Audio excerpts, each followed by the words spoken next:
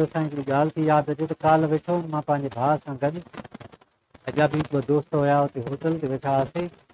असां जेको कचहरी करे रहिया हुआसीं, बारिश जी हीअं मौसम लॻी पई आहे त उते ॿ वापारी आया। हिकिड़े जो पेट वॾो हुयो, ॿाहिरि निकितल वापारी आयो, हुते भरिसां वारी टेबल जेका ख़ाली हुई उते अची वेही रहिया। उहे आम ॻाल्हियूं कनि पिया वेठा, जीअं आम माण्हू ॻाल्हियूं कंदो आहे। त ॿिए दोस्त जंहिंजो पेट वॾो हुयो वापारी, उनखे चई त देवाल तुंहिंजो दुकानु हले थो? हुन चयो हा मुंहिंजो दुकानु त हले थो पियो। त वरी कुझु सुवाल करण वारे दोस्त चयसि त मुंहिंजो दुकानु त कोन थो हले, हुते बारिश जो पाणी थी वियो आहे, बंदि लॻो पियो आहे। भला कीअं थो धंधो थिए तुंहिंजो?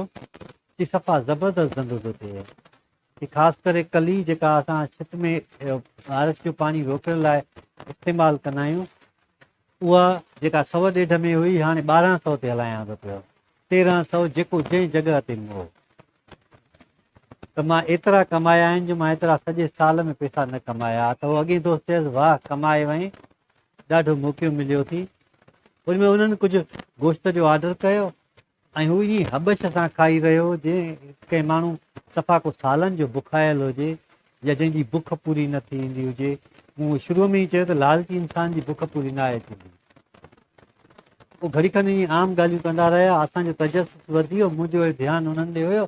त उन चयो यार उतां हाईवे तां हिकिड़ी गाॾी गुज़री जंहिंमें बारिश जा सतायल माण्हू मौजूदु हुया। त उन गाॾीअ खे ॾिसी, जे वापारी जो पेट वॾो हुयो, उन चयो यार अॼु मां चवां थो मस्जिद में ऐलान कयां, मस्जिद में उते ऐलान करे ऐं कुझु जेको आहे सो चंदो गॾु करे ऐं इन्हनि बारिश वारनि जी मदद कई वञे। त मूंखे हैरत थी। घड़ी खनि गुज़री त हुन चयो त ऐलान पोइ था कयूं हली, या भला ऐलान करे ऐं पोइ जेके तंबू मिलंदा। चई हा तंबू हिकिड़े वॾेरे सां मां ॻाल्हायो आहे। उन चयो आहे त तंबू अची मूं वटि खणी वञिजांइ ऐं 35% मूंखे ॾिजां, बाक़ी पैसा तूं खणिजांइ।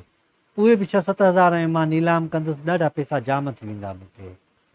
उहे उतां रवाना थिया ऐं उन्हनि वञी ऐं स्पीकर ते ऐलान कयो त असां बारिश में जेके सतायल आहिनि उन्हनि माण्हुनि जे लाइ चंदो गॾु करे रहिया आहियूं। तव्हां महिरबानी करे असांजी चंदे में हेल्प कयो। इंसानु कॾहिं बि उहा शइ पूरी न हासिलु करे सघंदो आहे जेका हू चाहींदो आहे। तव्हां छा बि कयो, जेकॾहिं को इंसानु कंहिंजी मजबूरीअ मां फ़ाइदो वठंदो आहे त पक ॼाणो उन जे अंदर में हिकिड़ी वहशत लिकियलु हूंदी आहे, हिकिड़ी लालच हूंदी आहे जेका कॾहिं बि हुनखे उहा पेट भरण में मदद न आहे कंदी। तव्हां उन्हनि खे सुकून सां न ॾिसंदव, जेतिरो खाईंदा उहो उन्हनि जी पूरति ई न पवंदी।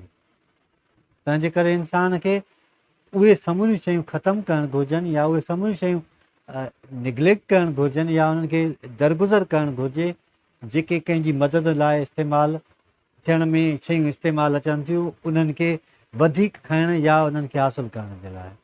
तव्हां छा बि कयो, कंहिंखे फ़क़ति नुक़सानु ई पहुचाए सघो था, पर जेकॾहिं न उन जॻह तव्हां उनखे फ़ाइदो ॾियो त उनजो अजुरु तव्हांखे तमामु सुठो मिलंदो। ज़िंदगी हमेशह उन्हनि शयुनि ऐं वाक़िअनि सां भरी पई हूंदी आहे।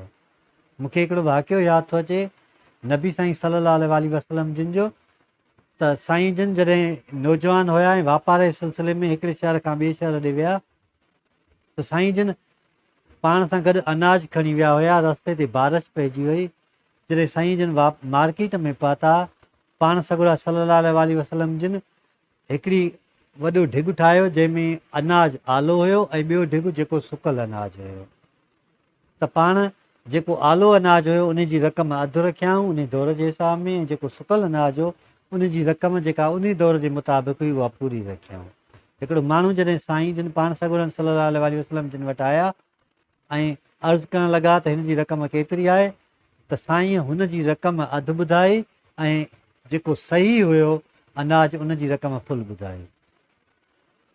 त उन माण्हू चयो ईअं छो, त पाण सॻुड़नि सल्लल्लाहु अलैहि वसल्लम जिन फरमायो त जंहिंजी रक़म अधु आहे उहो भिॼी वियो आहे, इन जो वज़न वधी वियो आहे। तंहिंजे करे इन जी रक़म घणी आहे ऐं जेको सही आहे उन जो वज़न बि पूरो आहे ऐं रक़म बि सही आहे। त उन माण्हू पंहिंजे दोस्तनि खे सॾु कयो ऐं उते गॾु थी विया ऐं साईं जिन जे ईमानदारीअ जा मिसाल ॾियणु लॻा। ईमानदारी बाउसूल माण्हूअ जो मक़सदु हूंदो आहे। ईमानदारी सुठाईअ जे तरफ़ पहिरियों क़दम हूंदो आहे। ईमानदारी ईमान में इज़ाफ़ो कंदी आहे। ईमानदारी शख़्सियत खे पुरवकार बणाईंदी आहे। ईमानदारी ॿियनि माण्हुनि खे पाण ॾे क़ाइल करण में मदद कंदी आहे। ईमानदारी तव्हांखे उहे ख़ूबियूं पैदा कंदी आहे जेके हिकु सुठे इंसान में हूंदियूं आहिनि। ईमानदारी हिकु अहिड़ो रस्तो आहे जेको जन्नत जे तरफ़ वेंदो आहे। ईमानदारी हिकु अहिड़ो मेवो आहे जेको उहो माण्हू ई चखी सघे थो जंहिंखे उन जे ज़ाइक़े जी ख़बर हूंदी, वरना त माण्हू गंदगी, किन, लालच, हिर्स, बुग़्ज़ सां भरिया पिया आहिनि ऐं उन्हनि जी बुख कॾहिं बि पूरी नथी थिए। अलाह साईं असां सभिनी खे सिधो रस्तो ॾेखारे ऐं सिधे रस्ते ते हलण जी तौफ़ीक़ अता फरमाए।